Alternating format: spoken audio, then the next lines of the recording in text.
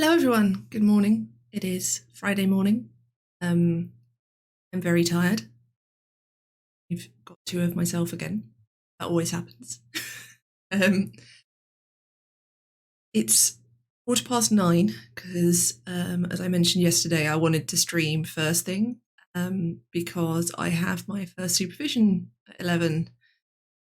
So I talked to my mentor about this yesterday for quite a lot of yesterday because I'm so nervous about it, and obviously I'm a standard level of nervous that you would be for your first supervision, but the problem is when I get nervous it obviously then turns into actual anxiety symptoms, and I definitely didn't sleep well last night. I was very anxious when I was trying to sleep. I had a lot of, so one of my really common anxiety symptoms is that I get like tightness in my chest, which is a terrifying thing because it's a thing you're supposed to like go to A&E if you have very bad. But like a sort of knot around my sternum effectively is what I get quite a lot. The general feeling of like pressure and weight on my chest.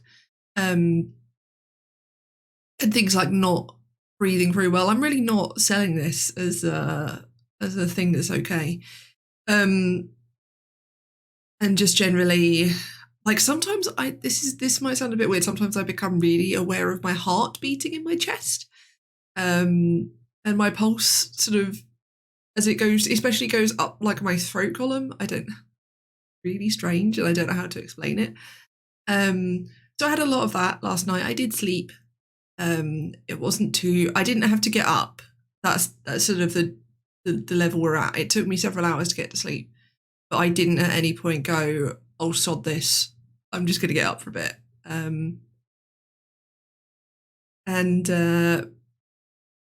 Yeah, so I'm now here, and my mentor and I agreed that basically the worst bit when stuff like this happens is like immediately before. It's not like, obviously I wasn't feeling great about it yesterday.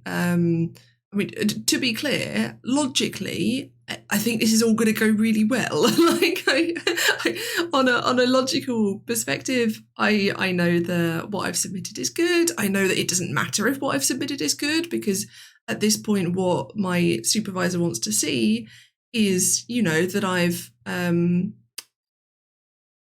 she wants to understand what it is that I'm trying to do rather than me showing her something that's specifically really good. She knows it's a draft.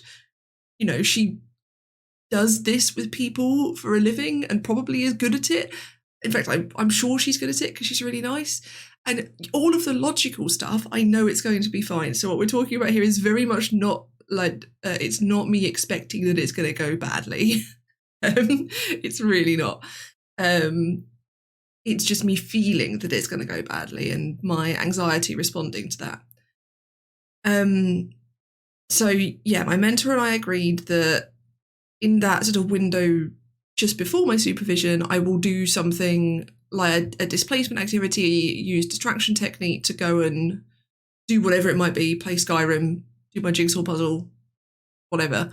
So I'm doing something that isn't just sitting here waiting, because if I just sit here waiting for it to be time, that's when it's going to be really bad, and that's when I'm going to end up in a sort of full-on anxiety. So that's the plan. I do want to obviously I'm doing this now, and my plan when I've done this is I'm going to do a little bit of reading and a little bit of note copying. So I'll do, at least one article and at least one note. Although I know that the next book I've got notes on in my notebook is Jennifer Robinson's Deeper Than Reason, which I loved, but also is like this as a book. It's for those who are just reading via captions, I'm just sort of holding my hands in a very chunky book way. So that'll be quite a sizable one. But actually that's quite nice because it means I can just do that one and feel that I've done plenty. And actually I know that I've got stuff from theories from her that I'm actually using in my dissertation. So that's also quite a useful one to do and be thinking about. Yeah, then I'll read some articles. I'll do some more uploading of these videos to YouTube to get through those. But then once I've done that, I will leave my desk so that I can then go and do something else in the time between when I finish that and when my supervision starts. And I think that it sounds counterintuitive to, in my studying hours, specifically stop myself from studying. But it really does make a difference. I know that from like so a few months ago, I did a presentation in my illness and disability class, which was via Zoom. And I actually went first and I felt so much better because I'd gone first at 9 a.m. Because it just meant that mine was done. I wasn't sitting through other people's presentations waiting for the moment that it was time to do mine, which was really good. And I'm really pleased with the presentation I gave. It turned into a paper that I got a distinction on, so I think it was quite good. And it's one of those things that I've never before, I'm just going on tangents here because that's what's going to happen today. We've already covered all of the relevant stuff that's happening. And I will have more to say on Sunday about my supervision. So for now, I'm just going to ramble. When I was doing my bachelor's degree and when I was doing my first master's degree, so if you're not aware, obviously I did a bachelor's degree, but I was very ill at the time, and so my experience of it was very weird. I then, a few years later, started a master's degree in philosophy, but wasn't able to finish it because of money. Because it's really expensive. And at that point, postgraduate loans didn't exist. The postgraduate loan is how I've done this degree. And so at no point when I was writing for either of those did I write something where I was like, actually, I'd like to repurpose this and publish it or get it presented or that sort of thing. But actually, both of I wrote 2 main papers and 1 small analysis. Less so the small analysis, whilst it's interesting, it's not as, it doesn't really show like unique academic thought quite as much. But the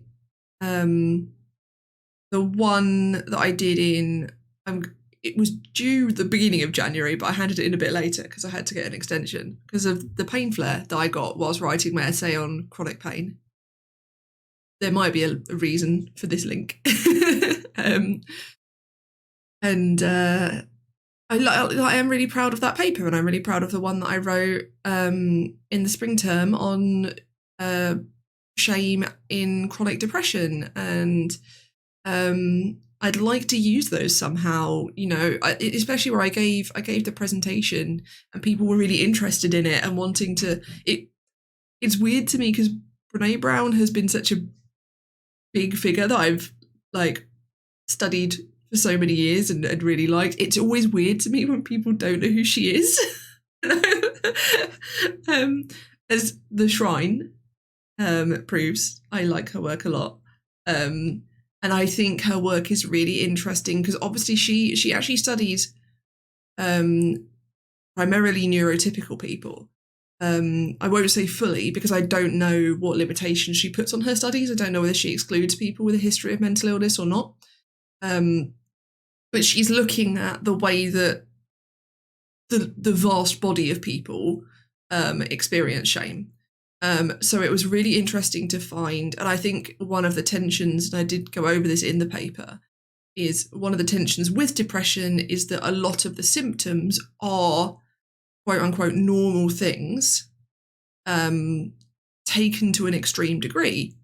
Everyone feels demotivated at points. Everyone feels sad and despairing. Everyone feels really tired, like they have no energy at some point.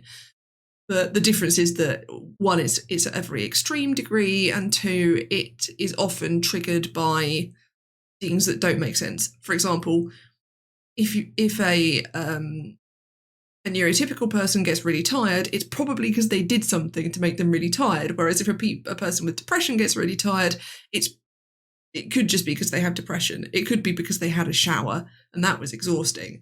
And it's really interesting looking and complicated looking at her concept of shame in terms of depression, because it really sort of shines a light on that tension between what is normative and what isn't. I could go on about this for another, what have we got, 20 minutes? But yeah, it's so nice. I think my favourite, here is another relevant thing I can talk about. So in my mentoring, every 6 weeks, I have to set targets for the following 6 weeks. We're always astonished by 6 weeks having passed. But simultaneously, both my mentor and I yesterday went, oh my goodness, it's been 6 weeks. And then we also went, what were my targets? Because the problem is my targets are things like endure and survive. And as it happens, I think not this last target, but the one before really was endure and survive. This most recent target was that I wanted to focus on getting my studying schedule going, but keeping it flexible and listening to my pain levels. Because at that point I was really badly flaring. I might have a flare coming on now, I'm not sure. My pain levels have been higher today and yesterday. One of the other reasons I had trouble sleeping was because my back was very painful. But that can be set off by stress, so it might be related to the supervision. So my goal was to get that schedule going, get to the point where I was writing for my dissertation and sort of really get into working properly on it, as it were, which I've done, which is awesome. This is my 3rd week of this schedule, I think, and I'm doing really well with it. I'm really enjoying it. I've learned a lot about autofocus. Yeah. I've learned a lot about what I need in order to function, which is that basically if I work or study late at night, and by late at night I don't necessarily mean like when I have to work in the night, like past midnight. I mean anything past 7 p.m. basically. If I do that, I cannot do anything in the morning the next day. And I've previously tried to do that, and that's where I've had trouble.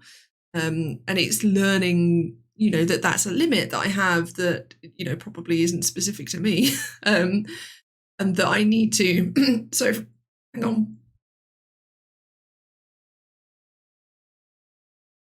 I reiterate, this is just me first thing in the morning. I'm fine.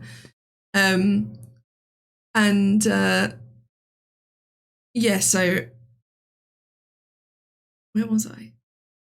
Oh yeah, so like on Saturday I've got to work quite late, so I know in the morning on Sunday that's nothing's going to happen, so I pushed everything back there, which obviously because then I've pushed that back there, I would have to push the following day back, except Monday I'm already working and studying later, so that's all okay. But yeah, so we basically I have to set a new target every 6 weeks, and I just set my target basically as sort of a two-sided target. So the one side is like I was going to say technical. I don't quite mean technical. My sort of the academic goal, which is because at the end of 6 weeks from now, I will want to have my 12,000 words that I've talked about before. And, obviously, so that's my goal. And then the way I'm going to get there is steadily, building in, I can't talk today, I don't know, steadily building in more time spent writing. And I already have lots written. I've got some ideas starting to percolate for more. And So that's one half of my target. And the other half of my target is also I would like to enjoy that. Because the thing that I have really loved about doing this and about talking to my mentor more recently and just about the stuff I'm doing in general is it's making me really happy. And I'm really excited about it. And I think that's the thing. I've talked before about how my mentor, when I was struggling with being in lockdown and trying to study, said, okay, what is it you miss about university? And I described, being in the library in one of the individual rooms surrounded by books, able to go and get more books and just having that sort of freedom and my own little space and that sense of wonder of, oh, what am I going to find? And that feeling is what I'm now getting from the fact that I'm coming and sitting down every day. And the really interesting thing is that has no relation whatsoever to how, motivated I am. Because I think I always expected that motivation and enjoyment and excitement, one would feed into the other. It doesn't really work like that. I still have days where I come in here and I'm like, well, I'm theoretically really interested in this topic, but actually I don't want to read anything. I don't want to do anything. Could I just play Skyrim?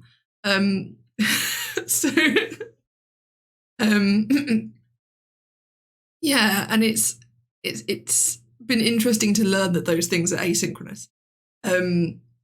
So that's why I've given it 2 targets specifically. And I think that the thing is that I can see that excitement affecting everything. I can see that I'm more excited about work. Not that I wasn't, but I am even more so now. I can see that I'm more excited about the writing I'm doing that isn't related to university and just generally existing.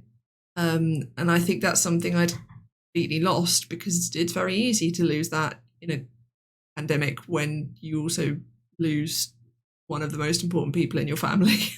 And it's really nice to have that back because I've missed it. It's a really nice feeling.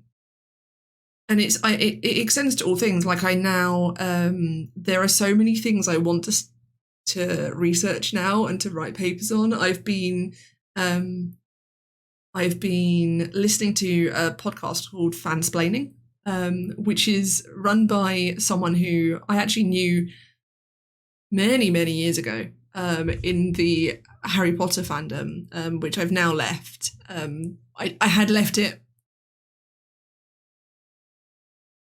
I had left it before Rowling's transphobia became quite so clear, just because I wasn't really doing anything in there. But I definitely, I don't feel able to access it now. And maybe that will change given time. But currently, I just feel uncomfortable doing it when, I know no person is, one specific thing. There are aspects of her that are good, and those books still had they're the reason that I write. But it's very difficult to reconcile that with also this person thinks that a lot of my friends are lying or that the way that they live isn't valid, and that's really shit. Anyway, I didn't mean to get onto a rant about TERFs. So yeah, I've been listening to Fansplaining and I've been getting really excited about fandom studies. And it's really interesting thinking about fandom studies in the context of disability, because I think there's this is my perception, this isn't based on any studies. I know quite a few years ago now, there was a census done through the AO3, which has a Latin name that I can't recall. And there have been other surveys and stuff done. My perception from that and from work is that these sort of fandom spaces have a higher incidence of disabled people, which I think is, partly a product of it being a place where it matters less that you're disabled. And by matters less, I mean that there are fewer barriers to being in fandom. Obviously, it very much varies depending on your disability.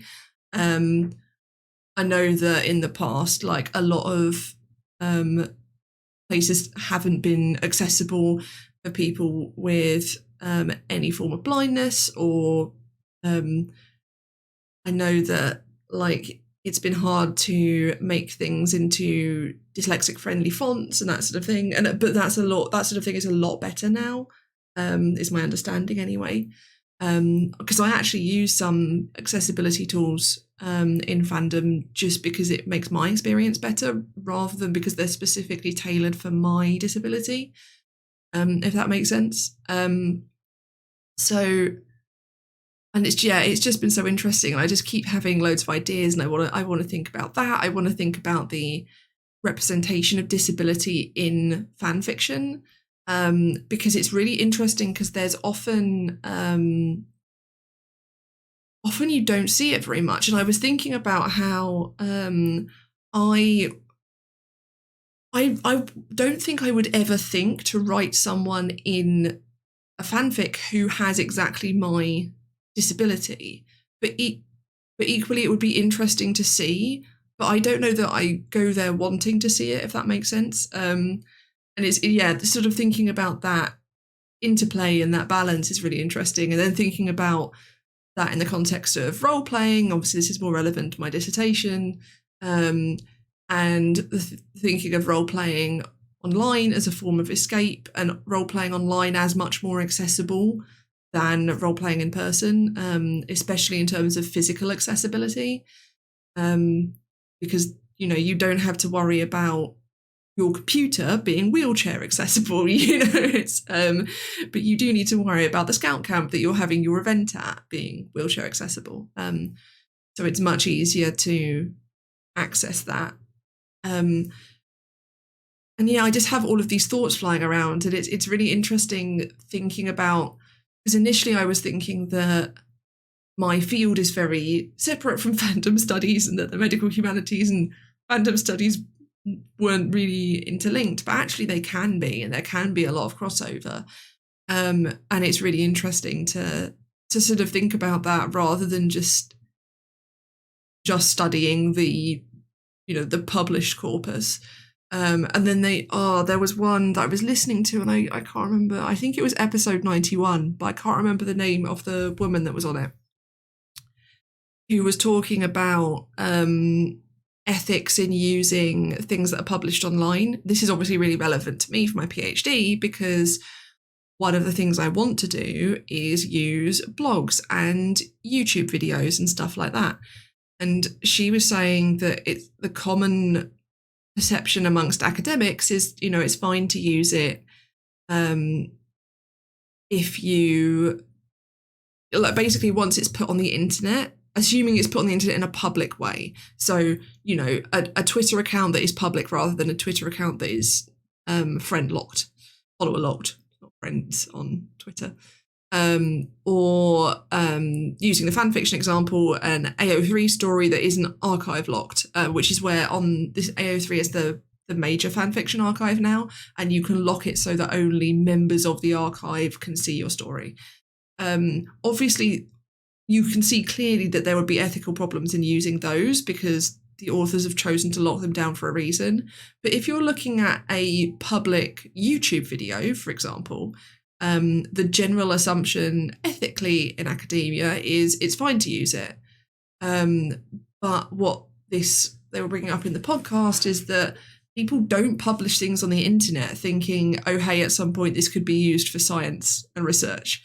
And that's a really interesting tension in the ethics of using online published things.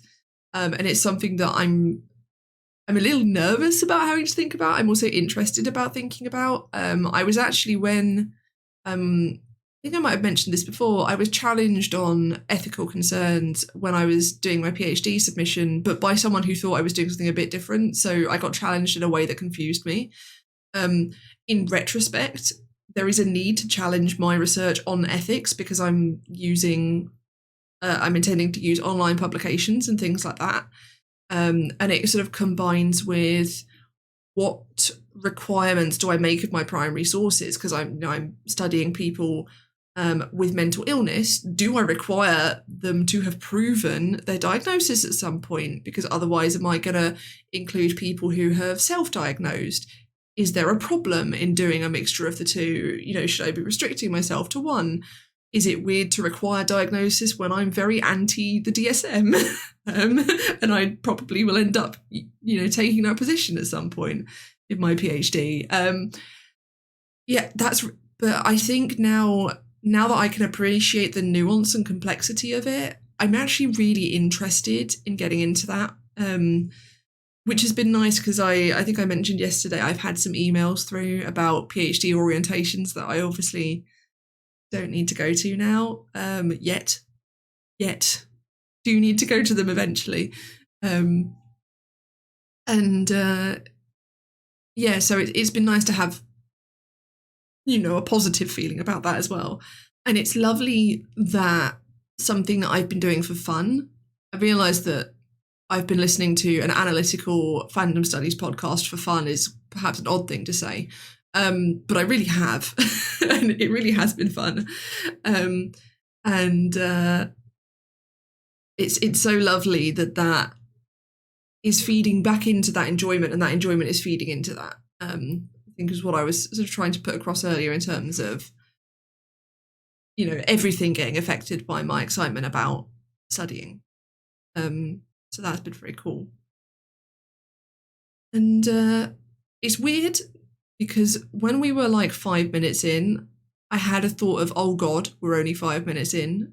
But now we're like almost half an hour in, and I don't know where the last 25 minutes went. I think I'm going to leave it there. Yeah, so I'm going to copy those notes in. I'm going to read one more article from this Newt Punked book.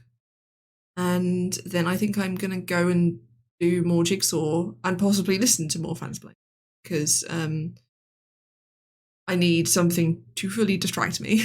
And I can't, tempting as it would be to start last night's episode of Critical Role, I don't think I should do that, because then I will not be thinking about my dissertation when I get to my supervision. But yeah, so I think I'm gonna leave it at that. I will not be streaming tomorrow, because as mentioned, I've got other stuff on. But I will be back on Sunday to talk all about how well my supervision has definitely gone. It will be fine. As multiple people have reminded me, I'm actually quite good at this. My supervisor is lovely.